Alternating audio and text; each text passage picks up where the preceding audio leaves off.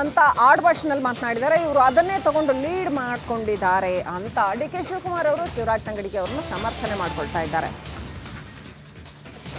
ತಂಗಡಗಿ ಮಾತಿಗೆ DCM ಸಮರ್ಥನೆ ಮಾಡ್ಕೊಳ್ತಾ ಇದ್ದಾರೆ. ಚಿಕ್ಕಮಗಳೂರಿನಲ್ಲಿ ಡಿ ಕೆ ಶಿವಕುಮಾರ್ ಕೊಟ್ಟಿರ್ತಕ್ಕಂಥ ಪ್ರತಿಕ್ರಿಯೆ, ನಾಡು ಭಾಷೆನಲ್ಲಿ ಮಾತನಾಡಿದ್ದಾರೆ, ಆಡು ಭಾಷೆನಲ್ಲಿ ನಾಡು ಭಾಷೆನಲ್ಲಿ ಮಾತನಾಡಿದ್ದಾರೆ, ಅದನ್ನೇ ಇವರು ಲೀಡ್ ಮಾಡ್ತಾ ಇದ್ದಾರೆ ಅಂತ. ಯಾವ ಭಾಷೆನಲ್ಲಿ ಮಾತನಾಡಿದ್ರು ಸಭ್ಯವಾದ ಉದ್ದೇಶ, ಸಭ್ಯವಾದ ವಾಕ್ಯಗಳು, ಸಭ್ಯವಾದ ಪದ ಬಳಕೆ ಇದ್ದರೆ ಯಾಕೆ ಯಾರಾದರೂ ಅದನ್ನು ತಪ್ಪಾಗಿ ಅರ್ಥಕ್ಕೆ ಮಾಡ್ಕೊಳ್ತಾರೆ? ನಾವು ಒಡಿ ಬಡಿ ಏನೋ ಕಪಾಲ್ ಕೊಡಿರಿ ಅಂತ ಏನೋ ಒಂದು ನಾಡು ಭಾಷೆಯಲ್ಲಿ ಮಾತಾಡಿರ್ಬೋದು ಅಷ್ಟೇ, ಅದೇನು ದೊಡ್ಡದಲ್ಲ. ಇನ್ನು ತಂಗಡಿನ ಲೀಡ್ರ್ ಮಾಡ್ತಾ ಇದ್ದಾರೆ, ಮಾಡಿ ಪರವಾಗಿಲ್ಲ. ನಾವು ಒಡಿ ಬಡಿ ಏನೋ ಕಪಾಲ್ ಕೊಡಿರಿ ಅಂತ ಏನೋ ಒಂದು ನಾಡು ಭಾಷೆಯಲ್ಲಿ ಮಾತಾಡಿರ್ಬೋದು ಅಷ್ಟೇ, ಅದೇನು ದೊಡ್ಡದಲ್ಲ. ಇನ್ನು ತಂಗಡಿನ ಲೀಡ್ರ್ ಮಾಡ್ತಾ ಇದ್ದಾರೆ, ಮಾಡಿ ಪರವಾಗಿಲ್ಲ.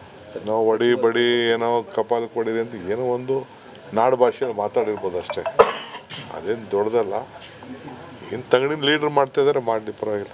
ನಾವು ಒಡಿ ವಿಚಾರಕ್ಕೆ ಸಂಬಂಧಪಟ್ಟ ಹಾಗೆ ವಿಜಯ್ ಜೊನ್ನಾಳಿ ಕನೆಕ್ಟ್ ಆಗಿದ್ದಾರೆ. ವಿಜಯ್, ಹೇಳೋದು ಹೇಳಿಬಿಟ್ಟು ಈಗ ಅವ್ರಿಗೆ ಹೇಗೆ ಸಮರ್ಥನೆ ಮಾಡ್ಕೋಬೇಕು ಅಂತ ಗೊತ್ತಾಗ್ತಿಲ್ವಾ? ಏನಿದೆ ಶಿವರಾಜ್ ತಂಗಡಗಿ ಅವರ ಕತೆ?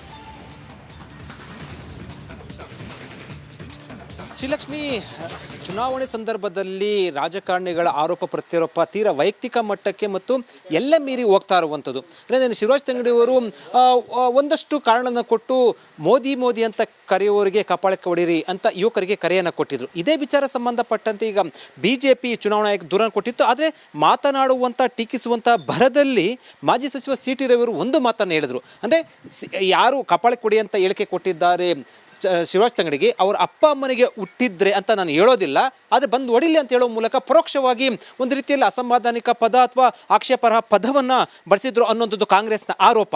ಈಗ ಅದಕ್ಕೆ ಸಂಬಂಧಪಟ್ಟಂತೆ ಈಗ ಶಿವರಾಜ್ ತಂಗಡಿಗೆ ಅವರು ಪ್ರತಿಕ್ರಿಯೆಯನ್ನು ಕೊಟ್ಟಿರುವಂಥದ್ದು, ಹೌದು ನಮ್ಮ ತಾಯಿಯನ್ನು ಕರ್ಕೊಂಡು BJP ಆಫೀಸ್ ಬರ್ತೀನಿ, ಅವರೇ ಕೇಳಲಿ ಅಂತ ಹೇಳುವ ಮೂಲಕ ಒಂದು ರೀತಿಯಲ್ಲಿ BJPಗೆ ಮುಜುಗರ ಉಂಟು ಮಾಡುವಂಥ ಹೇಳಿಕೆಯನ್ನು ಕೊಟ್ಟ BJP ಮುಖಂಡರು. ಅದಕ್ಕೆ ಸಂಬಂಧಪಟ್ಟಂತೆ ಕಾಂಗ್ರೆಸ್ ಅದನ್ನೇ ಕೂಡ ಈಗ ರಾಜಕೀಯ ಅಸ್ತ್ರ ತೆಗೆದುಕೊಳ್ತಾ ಇದೆಯಾ ಅನ್ನೋಂಥದ್ದು ಕೂಡ ಈಗ ಚರ್ಚೆ ಆರಂಭ ಆಗಿರುವಂಥದ್ದು. ಆದರೆ ಒಂದಂತೂ ಬಹಳ ಸ್ಪಷ್ಟ, ರಾಜಕಾರಣಿಗಳು ಸಾರ್ವಜನಿಕವಾಗಿ ಎಷ್ಟೇ ಟೀಕೆ ಟಿಪ್ಪಣಿ ಮಾಡಿದ್ರು, ಎಷ್ಟೇ ಆರೋಪ ಪ್ರತ್ಯಾರೋಪ ಮಾಡಿದ್ರು ಕೂಡ ಒಂದು ಇತಿ ಮಿತಿಯಲ್ಲಿರಬೇಕು ಮತ್ತು ಯಾವುದೂ ಕೂಡ ಆಕ್ಷೇಪಾರ್ಹ ಅಥವಾ ಅಸಂವಿಧಾನಿಕ ಪದಗಳನ್ನು ಬಳಸಬಾರ್ದು. ಈಗ ಅದೇ ರೀತಿ ಈಗ ಎರಡೂ ಪಕ್ಷದಿಂದ ಆಗ್ತಾ ಇರುವಂಥದ್ದು.